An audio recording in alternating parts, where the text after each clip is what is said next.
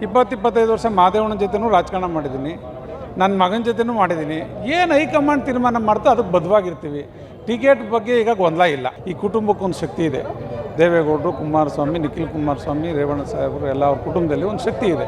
ಆ ಶಕ್ತಿನ ಮುಂದಿನ ದಿನಗಳಲ್ಲಿ ಯಾರೂ ಅಳಿಸೋಕ್ಕಾಗಲ್ಲ. ಘಟಕದ ಅಧ್ಯಕ್ಷರಾದ ನಿಖಿಲ್ ಕುಮಾರಸ್ವಾಮಿ ಅವರು ಆಗಮಿಸುತ್ತಿರೋದ್ರಿಂದ ಭಾರಿ ಸಂಖ್ಯೆಯಲ್ಲಿ ಜನ ಇವತ್ತು ಬಂದಿದ್ದಾರೆ. ಇನ್ನೂ ಅವರು ಕಂಪ್ಲಾಪುರದಲ್ಲಿದ್ದಾರೆ. ಬಟ್ ರಾಜಕಾರಣದಲ್ಲಿ ಇವತ್ತು ಏನು ಮಾತಾಡೋ ಸ್ಥಿತಿಲಿ ನಾವಿಲ್ಲ.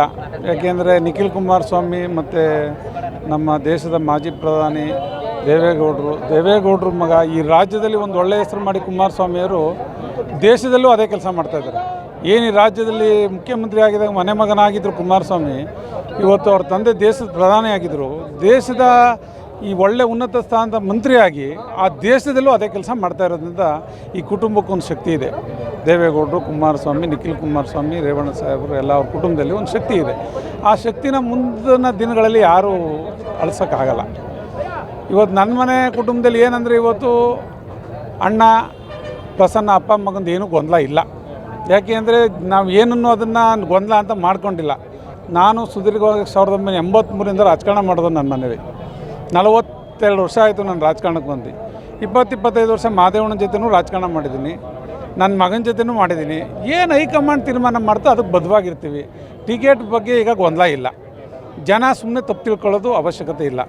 ಏನು ಮುಂದಕ್ಕೆ ಹೈಕಮಾಂಡ್ ತೀರ್ಮಾನ ಮಾಡ್ತಾರೆ ಆ ರೀತಿ ಆಗುತ್ತೆ, ಅದರಲ್ಲೇನೂ ಇದಿಲ್ಲ. ಬಟ್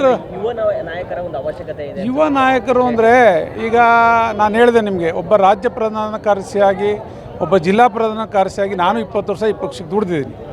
ನಮ್ಮ ಅಣ್ಣನ ನಾಯಕತ್ವದ ಎಲ್ಲ ಚೆನ್ನಾಗಿ ಕೆಲಸ ಮಾಡಿದ್ದೀವಿ. ಅವನು 5 ವರ್ಷ ಒಳ್ಳೆ ಕೆಲಸ ಮಾಡಿದ್ದಾರೆ. ಕೆ ಮಾದೇವರು ನನ್ನ ಮಗ ಅದಕ್ಕಿಂತ ಹೆಚ್ಚಾಗಿ ಕೆಲಸ ಮಾಡಿದ್ದಾನೆ. ಏನು ಕೆಲಸ ಮಾಡಿದ್ದಾನೆ ಅಂದರೆ ನೀವು ಹಳ್ಳಿಗೆ ಹೋಗಿ ಕೇಳಿ, ಹಳ್ಳಿಗಳಿಗೆ ಹೋಗಿ, ನಮ್ಮನ್ನು ಕೇಳೋದಲ್ಲ. ಹಳ್ಳಿಗೆ ಹೋದರೆ ಮನೆ ಮಗನಾಗಿ ಅವನು ಇವತ್ತು ಸಹಕಾರ ಇಲಾಖೆಯಲ್ಲಿ ಎಷ್ಟು ಕೆಲಸ ಮಾಡಿದ್ದಾನೆ ಅದ್ರ ಬಗ್ಗೆ ಹಳ್ಳಿಗೆ ಹೋಗಿ ನೀವೇ ತಿಳ್ಕೊಳ್ಳಿ. ನಾವು ಹೇಳಿದ್ರೆ ಮಗನ ಪರ ಮಾತಾಡಿದ್ರು ಅಂತಾರೆ, ಬೇಡ, ಹಳ್ಳಿ ಕಡೆ ಹೋಗಿ. 2028ಕ್ಕೆ ಪ್ರಿಯಪಟ್ಟಣದಲ್ಲಿ JDS ಯಾವ ರೀತಿ? ಇದು ಒಂದು ಗಟ್ಟಿ ಪ್ರದೇಶ, ಮೈಸೂರು ಜಿಲ್ಲೆ. JDS ಅಂದರೆ ನೀವು ಯಾರೇ ಮಂತ್ರಿ, ಯಾರೇ ಕಾಂಗ್ರೆಸ್ಸಲ್ಲಿ ಆಡಳಿತ ಮಾಡಿದ್ರು ಅಲ್ಲಿಗೆ ಹೋಗಲ್ಲ ಜನ. ಪ್ರಾಣ ಹೋದ್ರೂ ಹೋಗಲ್ಲ, ಮನೆಗಳಲ್ಲೇ ಇರ್ತಾರೆ. ನಮ್ಮ ಕಾರ್ಯಕರ್ತರು ಹೆಂಗೆ ದೇವ್ರಿದ್ದಂಗೆ ನಮ್ಮ ತಾಲೂಕಲ್ಲಿ. ಅವ್ರು ಜೋಬಿಂದ ಖರ್ಚು ಹಾಕೊಂಡು ಈ ತಾಲೂಕಲ್ಲಿ MLA ಮಾಡಿದ್ದಾರೆ ಹೊರತು ರಾಜಕಾರಣದಲ್ಲಿ ಇಲ್ಲೇನು ನಮ್ಮ MLAಗಳೆಲ್ಲ ಏನು ದೊಡ್ಡ ದುಡ್ಡೇನು ಖರ್ಚು ಮಾಡಿ MLA ಆಗಿಲ್ಲ. ಕಾರ್ಯಕರ್ತರೇ ಫಂಡ್ ಎತ್ತಿದ್ದು MLAಗಳು ಮಾಡಿದ್ದಾರೆ. 94ರಲ್ಲೂ ಅದೇ ಕೆಲಸ ಮಾಡಿದರು. ನಮ್ಮ ಅಣ್ಣ ನಿಂತಾಗಲೂ ಅದೇ ಕೆಲಸ ಮಾಡಿದರು. ಮನೆಯಲ್ಲಿ ದುಡ್ಡು ಎತ್ತು ಕೊಟ್ಟಿದ್ದಾರೆ. ಈ ತಾಲೂಕಲ್ಲಿ ಮನುಷ್ಯ ಒಳ್ಳೆ ಹೆಸರು ಮಾಡಿಬಿಟ್ರೆ, ಈಗ ನನ್ನ ಮಗ ಮಾಡಿದ್ದಾನಲ್ಲ, ಆ ಹೆಸರು ದೇವ್ರು ನನಗೆ ಆರೋಗ್ಯ ಭಾಗ್ಯ ಕೊಡಲಿ, ದೇವ್ರ ಆಶೀರ್ವಾದ ಮಾಡಲಿ.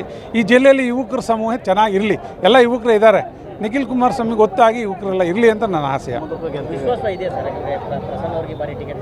ಹೈಕಮಾಂಡು 100ಕ್ಕೆ 100 ನನ್ನ ಅನಿಸಿಕೆ ಎಲ್ಲ ಜನರ ಅನಿಸಿಕೆ. ಅವ್ನಿಗೊಂದು ಒಳ್ಳೇದು ಮಾಡುತ್ತೆ ಅಂತ ಅಂದ್ಕೊಂಡಿದ್ದೀವಿ. ಆದರೆ ನಮ್ಮ ಮನೇಲಿ ಗೊಂದಲ ಇಲ್ಲ. ಅವ್ರನ್ನೂ ಕುಂಡ್ರಸೆ ಮಾಡ್ತಾರೆ. ಅಪ್ಪ ಮಕ್ಕಳನ್ನ ಇಬ್ಬರನ್ನೇ ಕುಂಡ್ರಿಸಿ ಒಳ್ಳೇದು ಮಾಡ್ತಾರೆ. ಅವ್ರ ಜವಾಬ್ದಾರಿಗೆ ಬಿಟ್ಟಿದ್ದದು. ಎಷ್ಟು ಮೆಜಾರಿಟಿ ಬರಬೇಕು ಅಂತ ಅಂದ್ಕೊಂಡಿದ್ದೀರಿ? ನಮ್ಮೆಲ್ಲ ಈ ಸರಿ ಕುಮಾರಣ್ಣ ನಾವು ಅದನ್ನ ಹೇಳೋಕ್ಕಾಗಲ್ಲ. ನಾವು ಹಿರಿಯ ನಾಯಕರು ಒಂದು ಮಾತು ಹೇಳಿದ್ರು, ಇವತ್ತಿಗೂ BJP JDS ಇವತ್ತು ಎಲೆಕ್ಷನ್ ನಡೆದ್ರು 165 ಸೀಟು ನಾವು ಇವತ್ತು ಬರ್ತೀವಿ ಅಂತ. ಇಲ್ಲ ಆದ್ರೂ ನಮ್ಮ JDSಗೆ ಒಂದು ಒಳ್ಳೆ ಅವಕಾಶ ಇದೆ ಇಡೀ ರಾಜ್ಯದಲ್ಲಿ. ಇವತ್ತು ಒಂದು ಏನು 94ರಲ್ಲಿ ಒಂದು ಅಲೆ ಇತ್ತು, ಆ ಅಲೆ ಇವತ್ತು ನಾವು 2022ರಲ್ಲಿ ನೋಡ್ತೀವಿ ನಾವು.